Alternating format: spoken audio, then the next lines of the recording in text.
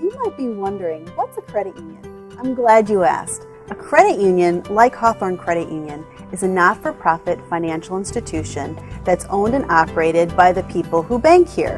And because we're owned and operated by the people who bank here, we call them our members. All the profit that we earn is reinvested back into the credit union to make it a better place to bank. Even our board of directors are credit union members who volunteer their time to help run the credit union. You see, at Hawthorne Credit Union, we're looking out for the best interest of our members because we bank here too.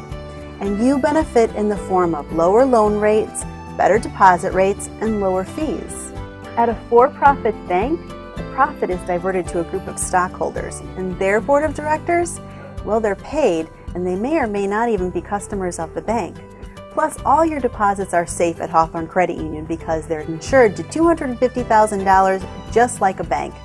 And anyone who lives or works in DuPage, Kane, Kendall, Will, or parts of Cook County can bank at Hawthorne Credit Union. So are you ready to switch to a financial institution that's looking out for you? If you are, click on Open My Account and get started right now. Or give us a call.